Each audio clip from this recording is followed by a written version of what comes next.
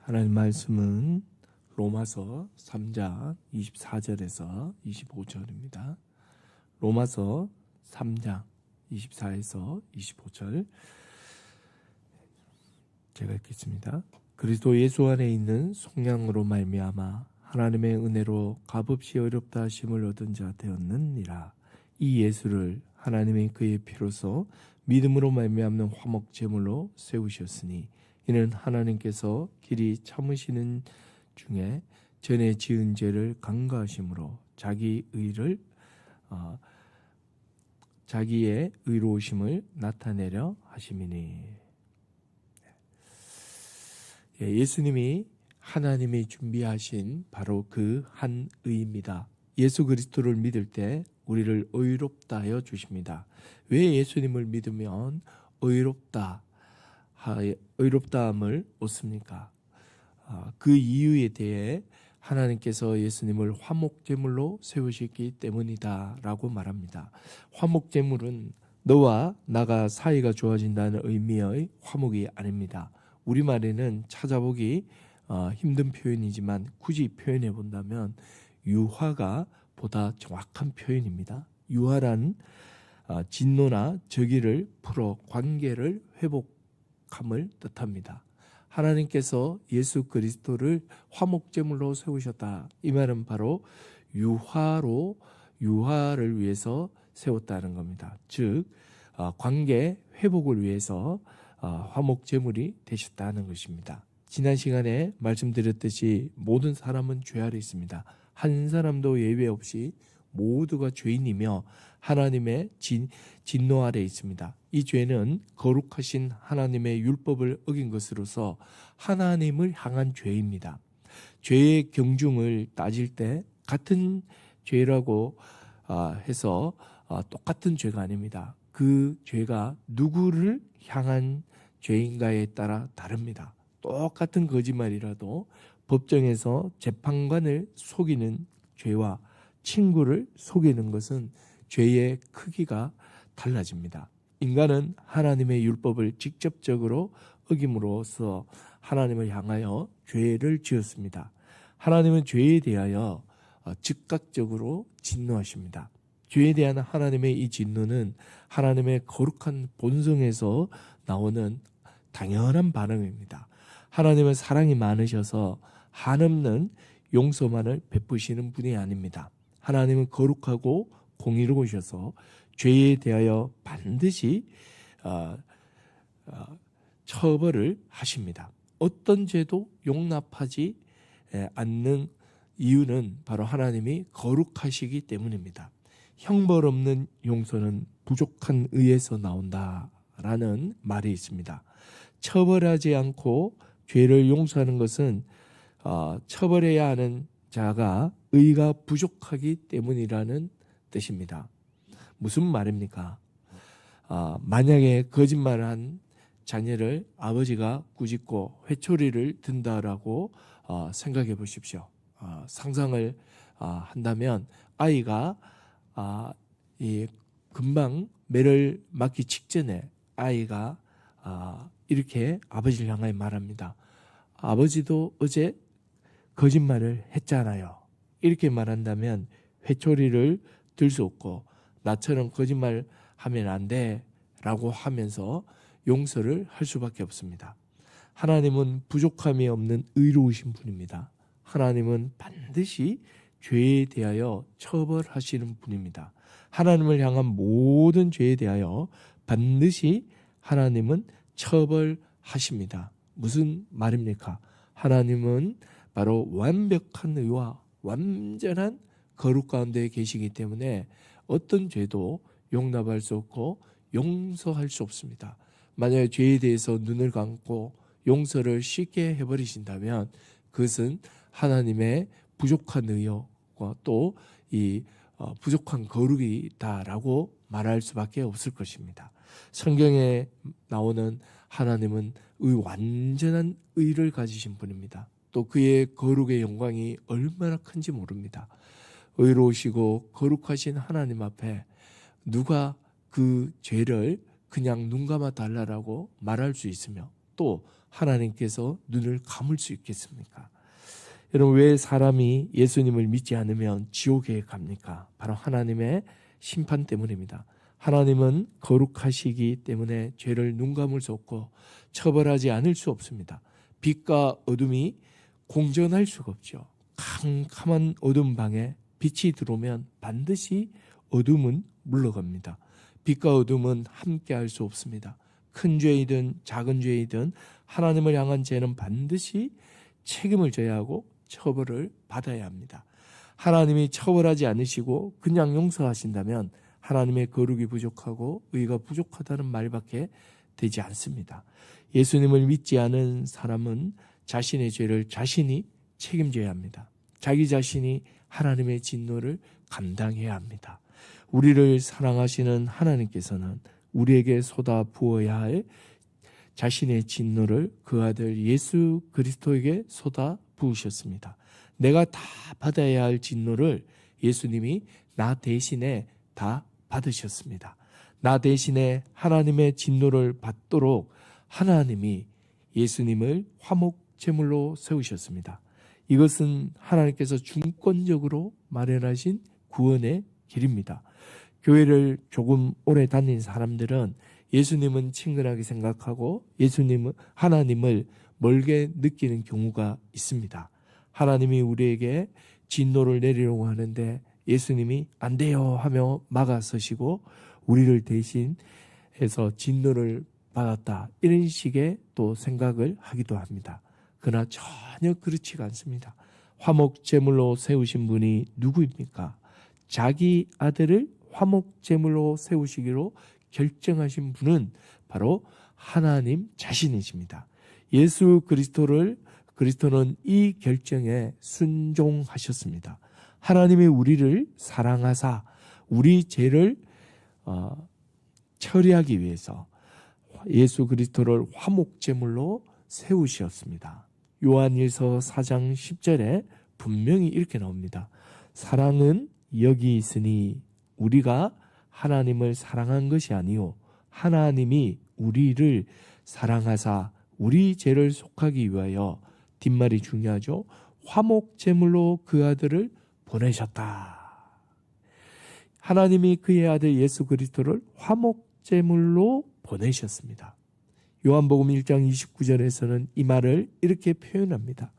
이튿날 요한이 예수께서 자기에게 나오심을 보고 이르되 보라, 세상 죄를 지고 가는 하나님의 어린 양이로다.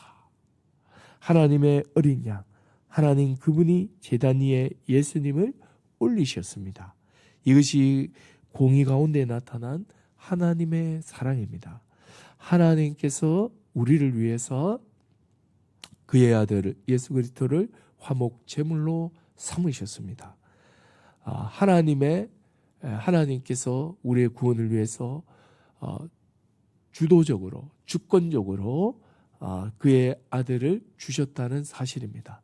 이것은 공의 가운데 나타난 놀라운 하나님의 은혜요 사랑입니다. 하나님의 공의와 하나님의 사랑은 바로 이렇게 함께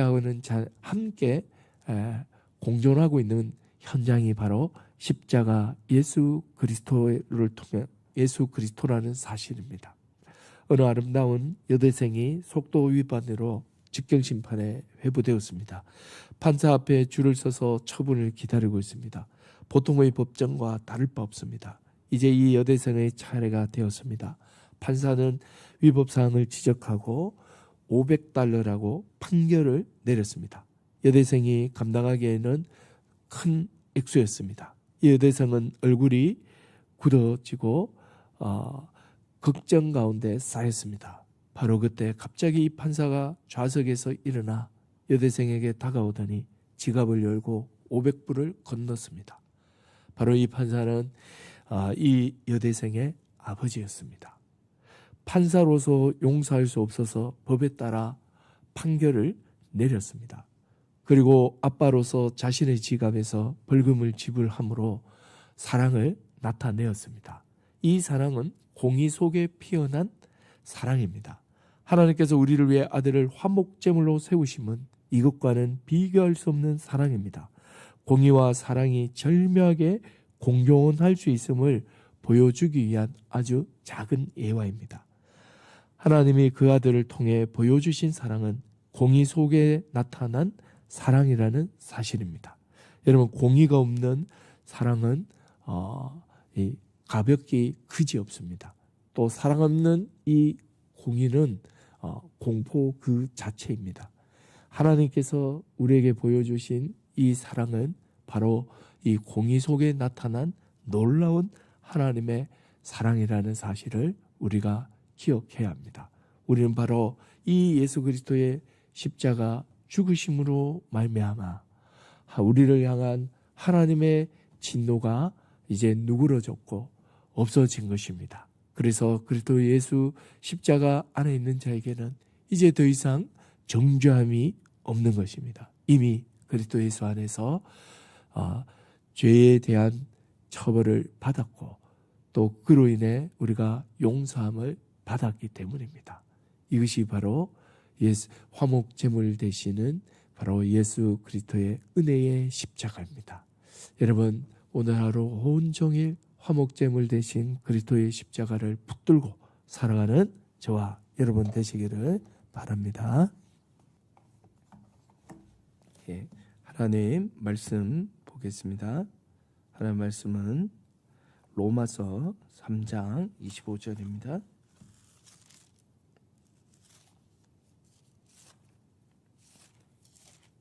로마서 3장 25절. 제가 읽겠습니다. 이 예수를 하나님이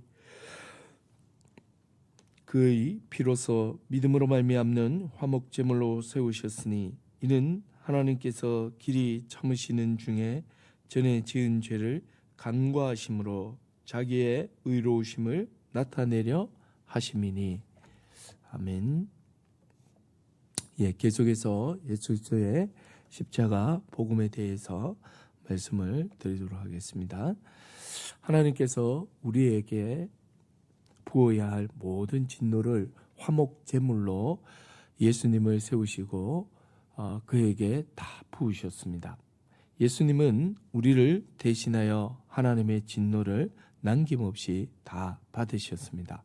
이것을 로마서 3장 24절에서 예수 안에서 속량으로 말미암아 하나님의 은혜로 우리가 의롭다함을 얻게 되었다라고 말합니다. 예수님의 십자가 죽으심의 속량임을 밝히고 있습니다. 예수님은 하나님의 진노를 누그러뜨리는 화목 제물이 되심으로 우리가 의롭다함을 얻을 수 있게 되었습니다. 왜냐하면 화목 제물로서 예수님의 죽으심은 우리의 속량이기 때문입니다. 속량이란 노예제가 있던 고대 사회에서는 일반적인 사회 용어였습니다. 노예가 몸값을 지불하고 자유롭게 되는 것을 속량이라고 합니다. 예수님은 우리를 대신하여 자신의 생명을 하나님의 공의의 심판에 드림으로 우리를 속량했습니다. 이러한 죽음을 대속적 죽음이라고도 합니다. 화목 제물이라는 이 말 속에 대속의 개념이 이미 포함되어 있습니다. 화목 제물은 타인의 죄를 대신 담당하는 제물이기 때문입니다. 예수님의 십자가 죽으심을 믿는다. 이 말은 무슨 말입니까? 예수님이 십자가에 죽으셔서 이 말을 이 정도로 그냥 믿는 것이 아니죠. 예수님이 나를 대신해서 십자가에 죽으셔서 몇 마디 덧붙이는 이 정도의 말이 아닙니다. 이것은 다음을 나타내고 내포하고 있습니다. 이것을 말하지 않고 예수님이 나를 위해서 죽어서 단순히 이 문장만을 외운다고 해서 그 사람이 믿는다라고 할 수 없습니다. 예수님이 화목 제물로 죽으셨다는 진리를 바로 드러내는 문장입니다. 화목 제물로 죽으심은 무엇을 포함합니까? 아래 두 가지를 포함하고 있습니다. 이 두 가지가 화목 제물의 핵심적인 내용이고 십자가를 떠올릴 때 이 두 가지를 반드시 붙들어야 합니다. 첫 번째는 하나님께서 죄에 대한 하나님의 진노를 받아 죽으신 형벌적 죽음입니다. 예수님께서 죄에 대한 하나님의 진노를 받아 죽으신 형벌적 죽음입니다. 그리고 두 번째, 이 죄는 예수님의 죄가 아니라 우리의 죄이고 나의 죄입니다. 나의 죄를 대신하여 형벌을 받은 대속적 죽음이라는 사실입니다. 예수님이 나를 대신하여 십자가에 죽으셨다는 이 말 속에는 두 가지를 고백하고 있는 거죠. 나의 죄를 대신하여 형벌 받으셨음을 떠올려야 됩니다. 이것을 떠올리지 않고 그냥 날 위해서 죽었어. 이것은 의미 없는 이야기죠. 예수님이 나를 이렇게까지 사랑하는구나 하며 자기 위하는 삶을 뿐입니다. 복음의 핵심은 바로 예수님의 십자가 죽음입니다. 이 죽음은 나의 죄에 대하여 대신 형벌을 받으신 대속적 형벌적 죽음입니다. 베드로전서 2장 24절에서 예수님의 십자가 죽음을 정확하게 표현하고 있습니다. 친히 나무에 달려 그 몸으로 우리 죄를 담당하셨으니 이는 우리로 죄에 대하여 죽고 의에 대하여 살게 하려 하심이라. 그가 채찍에 맞음으로 너희는 나음을 얻었나니. 거기 보면 뭐라고 나옵니까? 친히 나무에 달려 그 몸으로 우리 죄를 담당했다라고 나오죠. 예수님이 친히 누구의 죄입니까? 바로 자신의 죄가 아니라 우리 죄입니다. 우리의 죄를 대신 자신의 몸으로 담당하셨습니다. 왜 이렇게 하셨습니까? 우리를 의로운 자로 살아가게 하기 위함입니다. 예수님이 채찍에 맞음으로 우리가 나음을 얻었습니다. 예수님이 우리 대신에 십자가에 죽으심으로 우리가 구원을 얻었다는 거죠. 예수님의 십자가 죽음은 이렇게 바로 화목 제물로서의 죽음입니다. 이 말은 대속적 형벌적 죽음이라는 뜻입니다.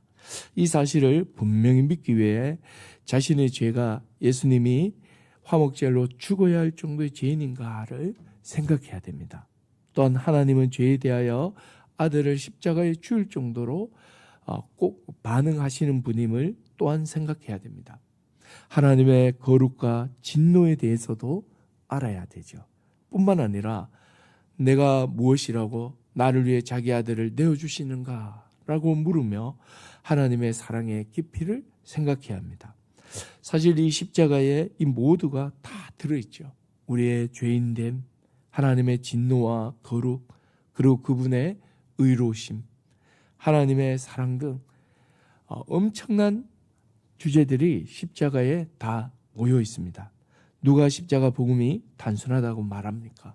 십자가 복음에는 하나님의 모든 속성과 인간의 죄인됨이 깊숙이 박혀 있습니다. 십자가에서 하나님에 대한 지식과 인간에 대한 모든 지식이 다 나옵니다. 십자가를 빼면 우리의 모든 신앙 체계가 의미가 없어지죠. 우리는 예수 십자가를 항상 붙들어야 하고 반복적으로 생각하고 또 생각하고 또 생각하며 붙들어야 합니다. 우리의 영혼이 십자가에 착 달라붙어 있어야 합니다. 십자가 없이는 우리를 설명할 수 없고 우리가 그리스도인으로 하나님의 백성으로 살아갈 근거와 이유를 찾을 수가 없기 때문입니다. 요한계시록에 예수님을 어린 양으로 표현되고 있고 모든 족속과 나라와 방언을 하며 나온 주의 백성들이 십자가에 죽으신 어린 양 대신 예수 그리스도를 한 목소리로 찬양합니다. 구원하심이 어린 양에게 있도다 하며 큰 소리로 찬양을 합니다. 우리의 영원한 찬양과 노래가 바로 십자가에 죽으신 예수 그리스도이십니다. 앞으로 십자가에 심겨 있는 거대한 이 주제들을 하나하나 끄집어내어 살펴볼 예정입니다. 가장 먼저 예수님의 대속적 죽음에 대해서 오늘 살펴보았습니다. 우리는 앞으로 계속해서 그리스도의 십자가에 들어있는 의미들을 성경을 통해서 낱낱이 살펴볼 예정입니다. 여러분, 우리 주 예수 그리스도의 십자가를 기억하십시오. 십자가에 모든 것이 다 들어있습니다. 그리스도의 이 십자가는 하나님 계시의 총체이며 우리의 구원의 능력임을 잊지 않도록 합시다.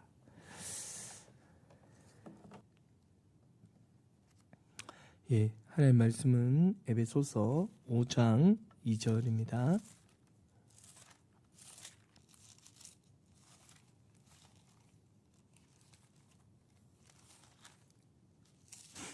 에베소서 5장 2절.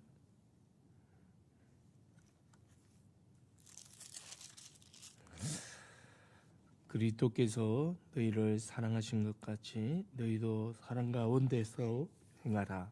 그는 우리를 위하여 자신을 버리사 향기로운 제물과 희생 제물로 하나님께 드리셨느니라. 아멘.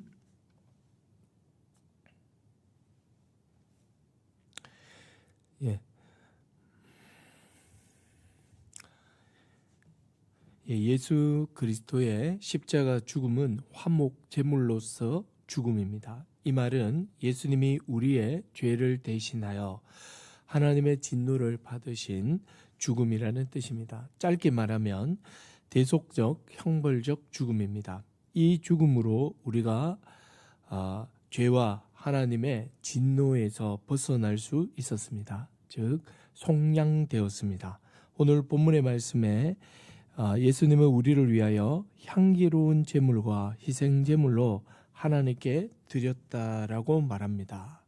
우리를 대신하여 피를 흘리신 위대한 대속의 교리를 말하고 있습니다.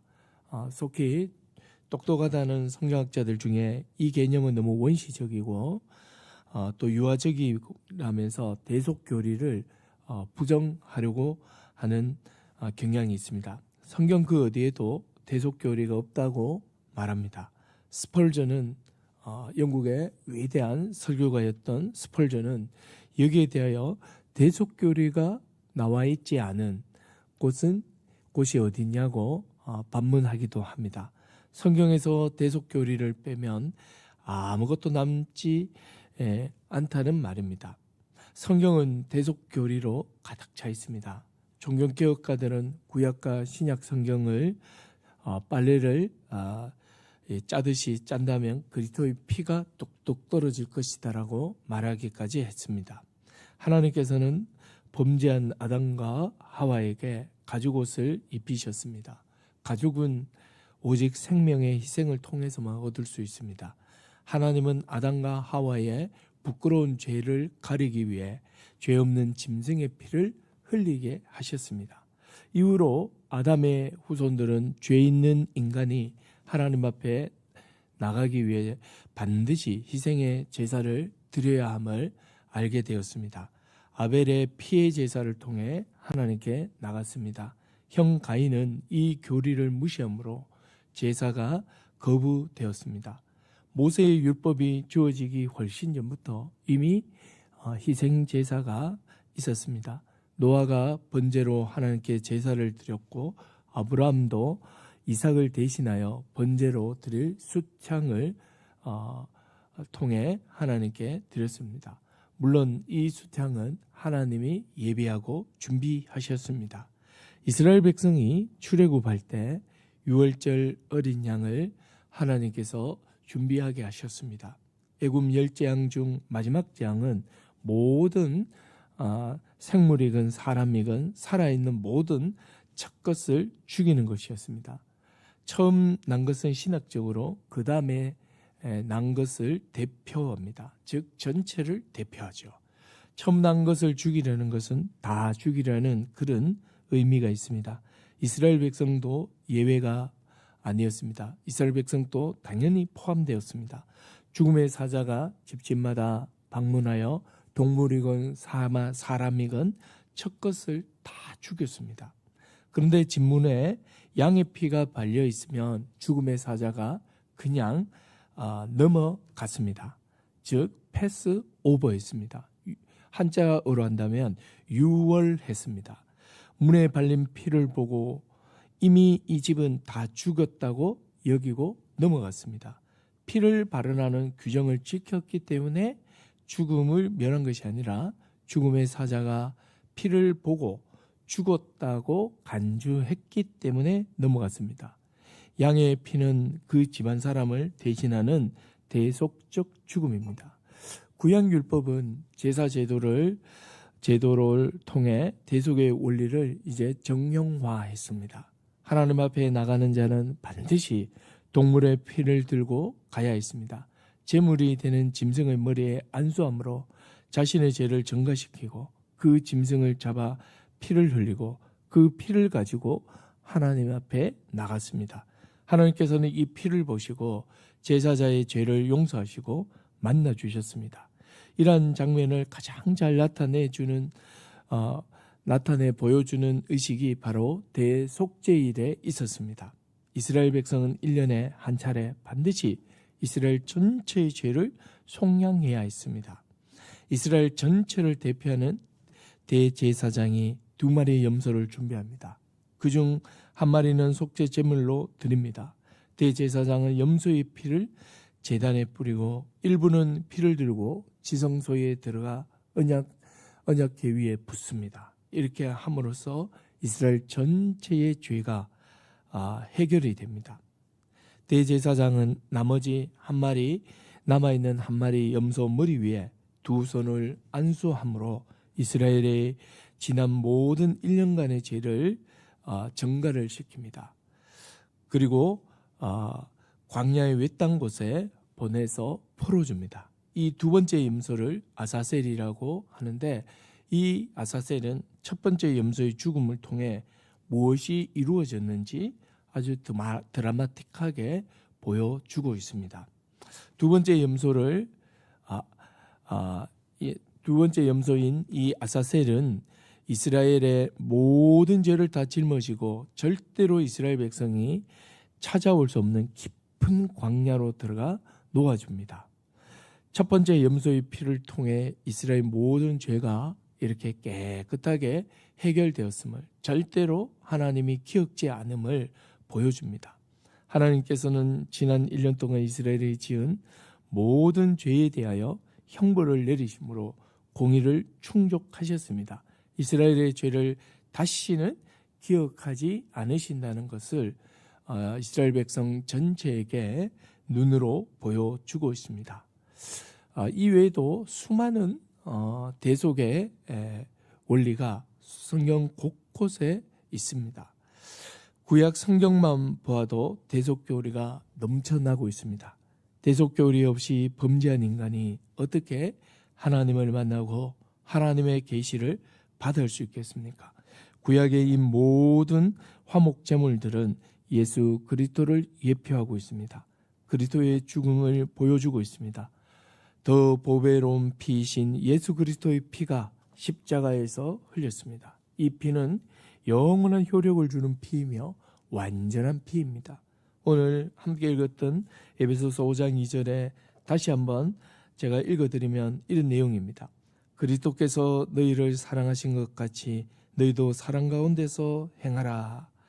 그는, 예수님은 우리를 위하여 자신을 버리사 향기로운 제물과 희생 제물로 하나님께 드리셨느니라. 우리의 죄를 위하여 하나님 앞에 희생 제물, 즉 대속 제물로 드렸다라고 말합니다. 예수 그리스도의 대속의 은혜가 없었다면 결코 절대로 우리는 하나님 앞에 설 수 없었을 것입니다. 구약과 신약, 성경 전체에 그리스도의 이 대속의 제사가 흘러 넘치고 있다는 사실입니다.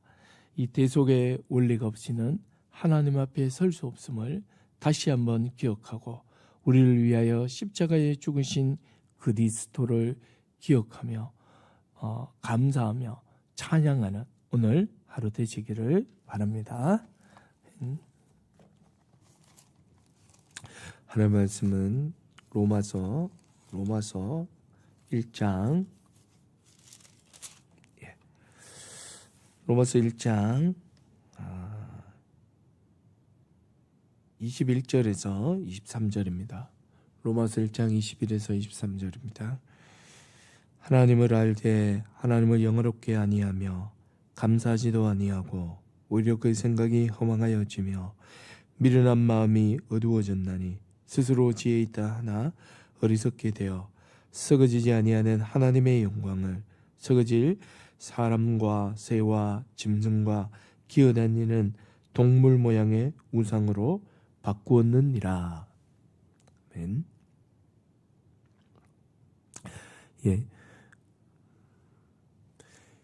예수님은 우리의 죄를 대신하여 십자가에 죽으셨습니다. 예수님의 십자가 죽음은 형벌적 대속적 죽음으로서 우리를 대신한 죽음입니다. 그렇다면 도대체 죄가 무엇일까요? 우리는 흔히 죄를 이렇게 생각합니다. 거짓말, 도둑질, 남에게 피해 주는 것. 이런 행동적인 것뿐만 아니라 마음속에 좋지 않은 것들을 또 죄로 생각합니다. 시기, 질투, 욕심, 분노 이런 것들을 죄라고 생각을 합니다. 이러한 기준으로 자신을 비춰보면 나는 그렇게 나쁜 사람은 아닌데 왜 내가 구원이 필요한지 모르겠다. 이렇게 생각을 합니다. 죄를 윤리적 차원에서 정의를 한다면 아담과 하와는 선악을 알게 하는 나무 열매 하나를 따먹었을 뿐인데 그 죄의 결과가 너무나도 참혹하게 됩니다. 하나님의 심판이 너무 가혹한 거죠. 에덴 동산에 있는 수많은 과일 중 하나를 먹은 것에 불과합니다. 그런데 아담과 하와는 물론이고 그 둘 사이에 태어난 온 인류가 다 죄 가운데 태어났다. 또 하나님의 심판이 있다라고 말하면 그건 너무 가혹한 것이 아닌가 이렇게 판단할 수 있습니다. 성경은 죄를 절대로 윤리, 도덕적으로 정의하지 않습니다. 사람의 행위로 또 마음가짐으로도 정의하지를 않습니다. 오늘 같이 읽었던 로마서 1장 21절을 보십시오. 하나님을 알되 하나님의 영화롭게도 아니하고 감사하지도 아니하고 오히려 그 생각이 허망하여져서. 죄의 본질은 하나님을 알지만 하나님을 영화롭게 아니하고 감사하지도 않는 것입니다. 죄의 본질은 하나님의 영광을 썩어질 것들의 우상으로 바꾸는 것을 말합니다. 무슨 말입니까? 자신을 지으신 창조자를 의도적으로 모른 척하고 무시하고 외면하는 것을 말합니다. 더 나아가 하나님의 자리에 하나님 아닌 것들을 올려놓고 거짓을 따르는 것을 말합니다. 한마디로 죄는 하나님을 하나님으로 인정하지 않고 하나님 아닌 것을 섬기는 것을 말합니다. 이처럼 죄는 하나님과 인간과의 관계 속에서 정의됩니다. 하나님은 사람을 지으신 창조자이며 아버지가 되시죠. 사람은 하나님으로부터 생명을 부여받고 아름다운 이 세상을 물려받아 살아가는 존재입니다. 사람이 살아가는 이 피조 세상은 하나님의 모든 지혜와 능력과 속성을 담고 있죠. 아름다운 산과 들과 강과 바다 그리고 그 안에 있는 온갖 생명체는 하나님의 아이디어로 지어졌고 하나님의 지혜와 또 지식이 반영되어 있습니다. 이 세상의 모든 피조물들은 하나님의 흔적을 갖고 있습니다. 그 중에서 사람은 하나님 만드신 최고의 걸작품입니다. 그 어떤 피조물도 따라올 수 없는 영광과 아름다움을 가지고 있습니다. 이 세상을 다스리고 관리하는 권한을 사람은 하나님으로부터 부여받았습니다. 우리는 흔히 이것을 만물의 영장이다라고 말하기도 합니다. 그런데 하나님의 온갖 흔적으로 가득한 피조 세계를 살아가면서 하나님을 외면하고 다스려야 할 대상을 하나님의 자리에 올려놓고 섬기죠. 광활한 우주를 보면서 크신 하나님을 발견하지 못하고 아름다운 가을 노을을 보면서 아름다우신 하나님의 지혜를 고백하지 않습니다. 해가 지고 뜨는 이 뜨는 일정한 모습을 보면서 신실한 하나님을 또한 고백하지 않습니다. 대신에 하나님의 자리에 온갖 우상을 올려놓고 섬깁니다. 옛날에는 곰, 호랑이, 늑대, 독수리 등 짐승들을 신으로 섬겼습니다. 또한 커다란 나무를 마을 어귀에 심어놓고는 섬겼고, 큰 바위도 섬기기도 했습니다. 신과 사람을 연결해주는 사람인 무당을 섬기기도 했습니다. 현대에는 하나님의 자리에 돈이라든지 명성, 평판, 권세, 자녀, 가족 등을 올려놓고 섬깁니다. 하나님을 인정하지 않고 우상 숭배에 빠져 있는 이 상태가 바로 성경에서 정의하는 죄의 본질입니다.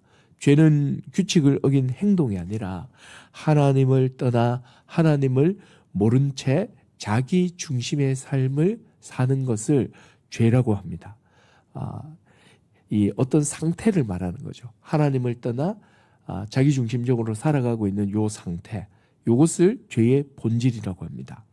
오늘 우리가 붙잡아야 할 한 가지는 이것이죠. 죄는 하나님 없이도 잘 살 수 있다고 믿는 마음입니다. 성경에서 말하는 죄는 하나님과 인간 사이에 이렇게 관계로 정의를 합니다. 자녀가 부모에게 지을 수 있는 가장 큰 죄는 무엇이겠습니까?